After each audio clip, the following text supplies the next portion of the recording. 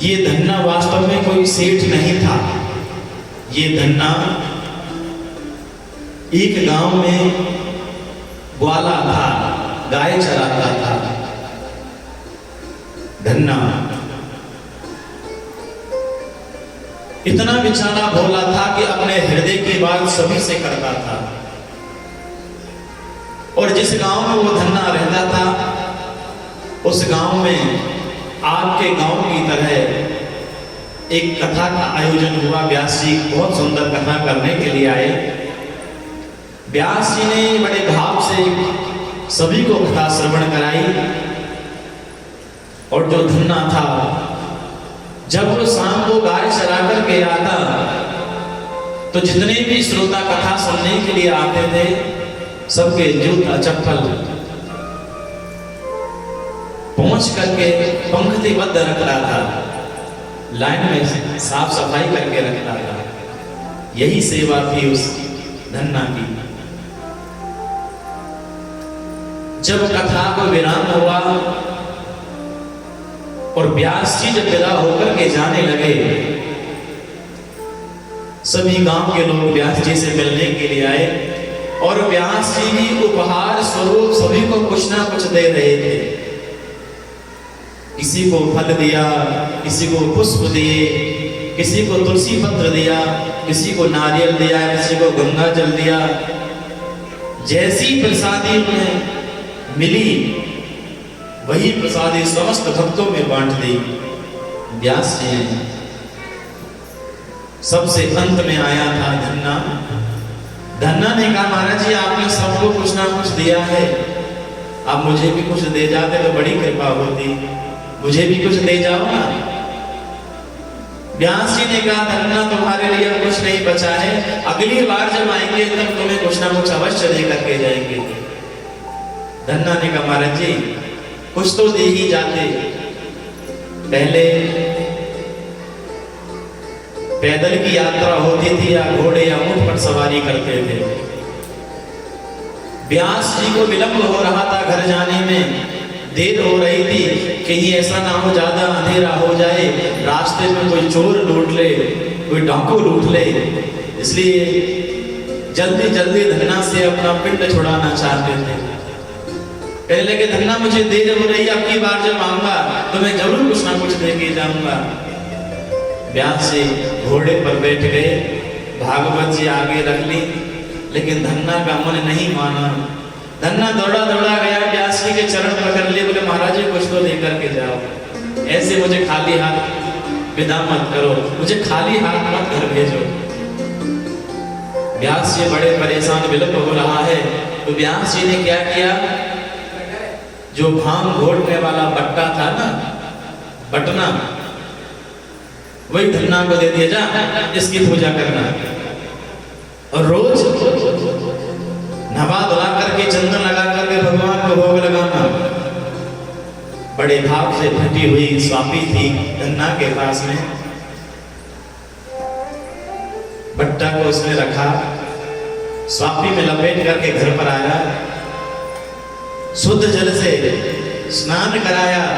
स्नान करा करके दीवार में एक अलमारी बनी थी कच्ची मिट्टी की, उसमें एक वस्त्र बिछा करके ठाकुर जी को स्थापित कर दिया। चंदन लगाया, भोग लगाया। जब ठाकुर जी के सामने दूध रखा तो ठाकुर जी ने भोग नहीं लगाया। धन्ना रोने लगा, इतना भोला था धन्ना, आंखों में आंसू ले आया और कहा कि ठाकुर जी यदि आप भोग नहीं लगाएंगे तो मैं भी भूखा मर जाऊंगा, लेकिन कुछ नहीं खाऊंगा। अरे व्यास जी ये सोचेंगे कि धन्ना को मैं ठाकुर जी देख करके गया हूं और अगली बार जब व्यास जी आएंगे तो मैं उन्हें क्या जवाब दूंगा कि ठाकुर जी भूखे रहते थे, ठाकुर जी ने भोग नहीं लगाया। और ऐसे करते करते 3 दिन हो गए। 3 दिन तक धन्ना ने भी भोजन नहीं किया, धन्ना भी भूखा रहा। लेकिन भगवान तो भाव में होते हैं। और आज मेरे मुरली मनोहर उस बट्टा से प्रकट होकर के दूध का भोग लगाते हैं, दूध का भोग लगाते हैं। और यही प्रक्रिया प्रतिदिन चलती रही। जब प्रतिदिन चलती रही तो एक दिन ठाकुर जी ने कहा कि धन्ना, देखिए हम तुम्हारे यहाँ मुफ्त का भोजन नहीं करेंगे, हम कुछ तुम्हारे यहाँ काम करेंगे और काम के बदले में तब भोग लगाएंगे। धन्ना ने कहा प्रभु आप क्यों काम करोगे? अरे काम करने के लिए तो हम हैं ना। भगवान बोले नहीं। धन्ना ने कहा अच्छा ये बताइए आप कौन सा काम अच्छा कर लेते हैं? भगवान बोले हम गाय बहुत अच्छी चलाते हैं, हम गाय चलाएंगे। धन्ना बड़ा प्रसन्न हुआ, बोले प्रभु आपकी इच्छा है, आप प्रेम से गाय चलाओ। और भगवान रोज गोचारण करते, शाम को धन्ना के पास में आकर के धन्ना जो प्रेम से बनाता उसी को भोग लगाते। और जिस दिन से ठाकुर जी धन्ना के घर पर आए, धीरे धीरे धन्ना धनवान होने लगा, उसका समय बदलने लगा। धन्ना ने छोटा सा एक खेत लिया, उसमें खेती करना प्रारंभ करता है, लेकिन बेचारे के पास में केवल एक बैल। एक बैल से खेती कैसे हो? भगवान को दया आ गई और भगवान आज भाव के वश होकर के धन्ना के वहां बैल बनते हैं।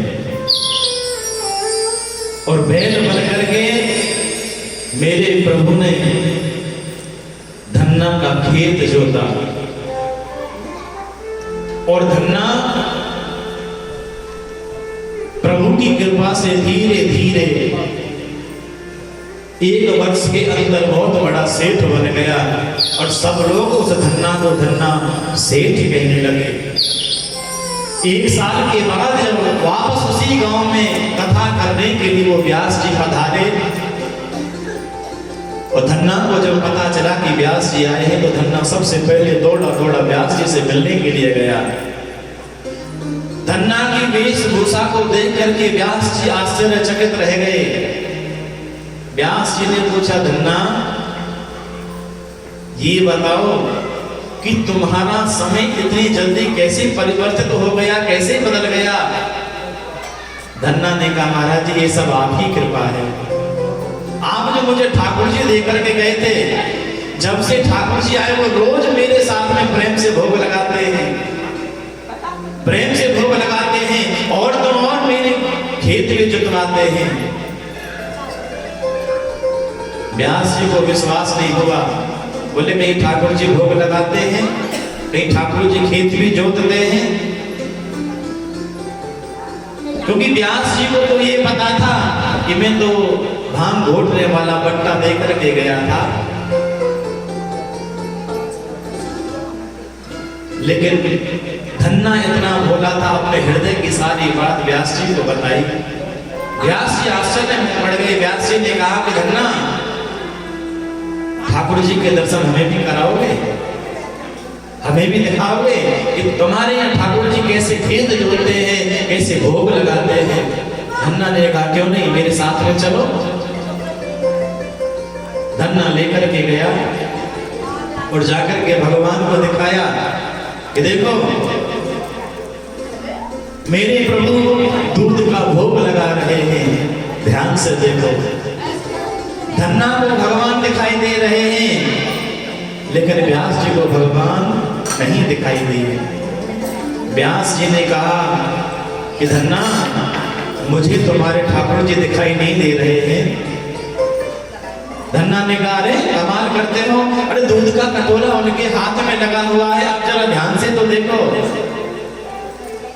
तभी भगवान ने व्यास जी के अंतर्मन में कहा कि व्यास जी यदि आप मेरा दर्शन करना चाहते हो तो धन्ना को अपनी गोदी में लेकर के बैठ जाओ, तभी मेरा दर्शन होगा।